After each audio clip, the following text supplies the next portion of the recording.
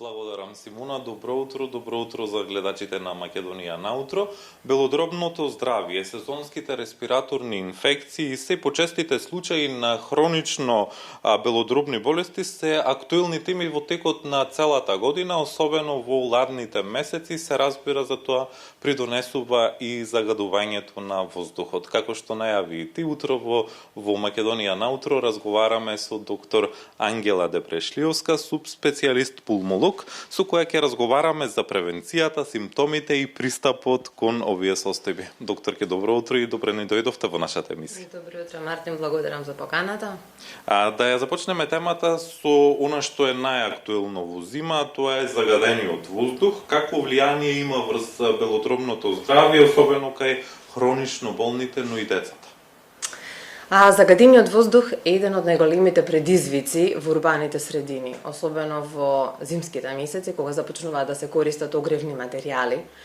Штитните честички кои што се ослободуваат во воздухот од домакинствата со браќа од индустријата ја зголемуваат својата концентрација во зима. Навлегуваат во поголема концентрација во белите дробови, каде што во дишните патишта и на белодробното ткиво предизвикуваат воспаление, па го нарушуваат локалниот имунитет, ја нарушуваат функцијата и го нарушуваат имунитетот и прават склоност кон инфекции. Зборуваме многу често и веќе ги знаеме и нашите гледачи ги знаат, PM частичките, тие се можеби најштетни заради тоа што се најситни па стигнуваат најдлабоко, овде се гасовите, азотни оксиди, сулфур диоксид, озон, органските соединенија и така натаму. Сите тие предизвикуваат сериозен ризик за белодробното здравје. Најосетливи се секако младите, чии што бели дробови се уште не се развиени, се уште не се формирани, понатаму хронично болните кои што веќе имаат воспаление во белите дробови и дишните патишта, и тука се повозрастните лица.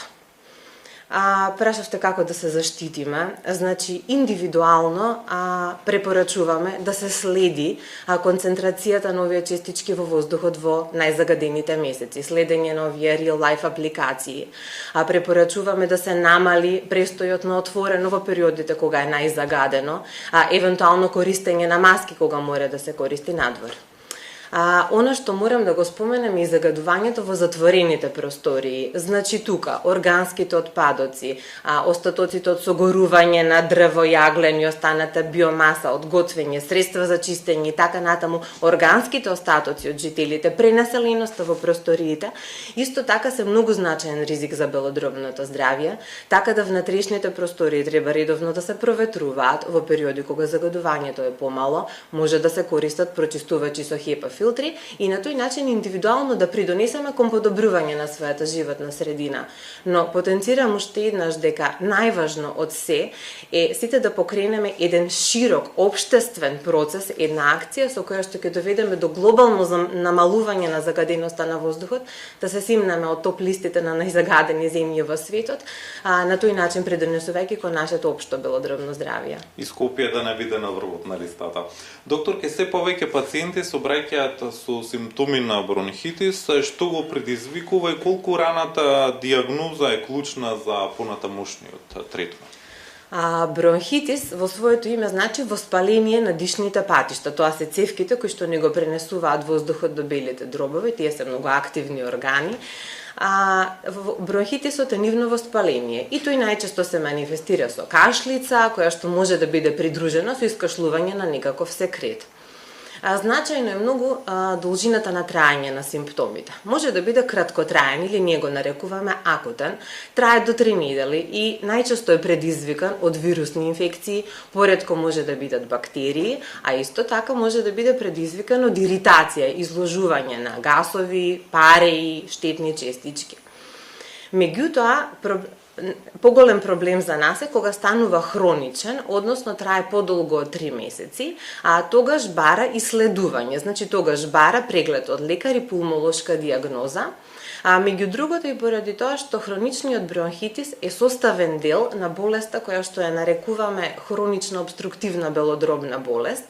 Тоа е едно прогресивно, значи неповратно, постојано оштетување на белите дробови, воспаление на дишните патишта, воспаление на белодробното ткиво.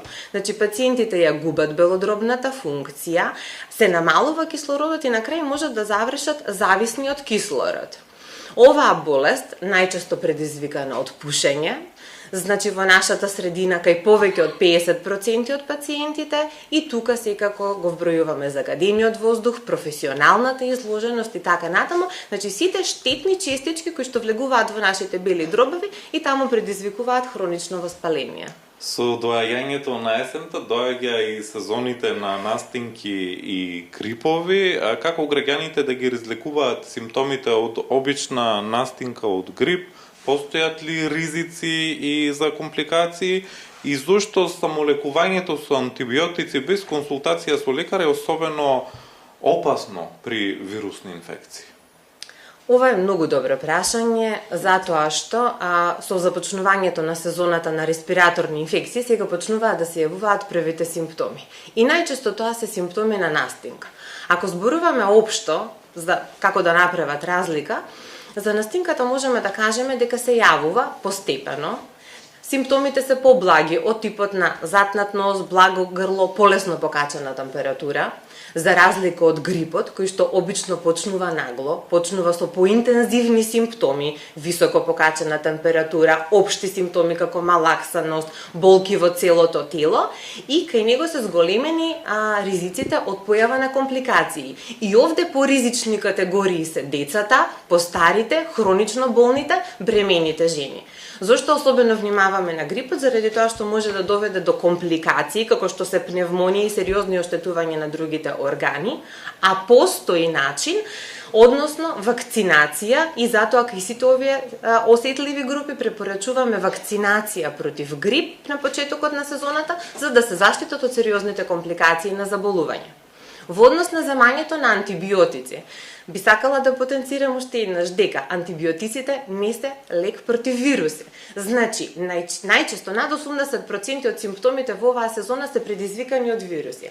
Така да праксата на нашите граѓани при првата појава на симптоми да се јават во аптека и да се само дозираат со антибиотици е комплетно погрешна, бидејќи сосем накратко земањето на антибиотик од една страна не го лекува вирусот, од друга страна прави бактериите да се навикнат на него, па кога навистина ни треба да не им делува, а сепак антибиотикот е хемиска субстанца која што може да предизвика алергија, оштетување на бубрезите, оштетување на црниот дроб, така да како еден практичен совет е граѓаните да не се само дозираат туку. Само лекарот може да ја оцени потребата од антибиотик, така да при влошување на симптомите треба да се јават кај своите лекари. Матични лекари, да. И сосема за крај на овој наш разговор, накусо, кога е време за белодробен преглед и спирометрија, кои се предупредувачките знаци и колку често треба да се прави контрола, особено кај ризичните групи?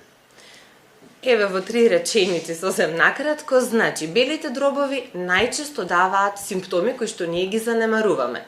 Хронична кашлица, искашлок, кој што пушачите го сметаат за нормална појава, е симптом. Значи, да речеме, хронична кашлица подолго од 3 месеци, искашлок со променета боја, понекогаш и крвав искашлок, тешко дишење, свирење во градите, замор, малаксаност, се симптоми кои што треба да ги донесат пациентите на лекар. Спирометријата е безболен, многу лесен и повторлив тест, кој што ја диагностицира и ја одредува функционалната состојба на белите дробови и врз основа на неа можеме да ги поставиме диагнозите на нашите најчести заболувања. И понатаму даваме совети за редовно следење. Значи, ризичните групи, како пушачите, професионално изложените лица и лицата кои што живеат во урбани загадени средини, еднаш годишно останатите по индикација. Совет за сите е да се избегнува загаденост на воздух, да се практикува физичка активност, да се хранат здраво и да се намали пушењето, при појава на првите симптоми да побараат помош од својот лекар. Доктор Бешлиовска, ви благодариме за одвоеното време и гостувањето во утро во Македонија на утро. Благодарам и на вас. Симона, разговаравме со доктор Ангела Бешлиовска. Наша тема беше токму белодробните заболувања, но и тоа како влијае загадениот воздух врз здравието на луѓето.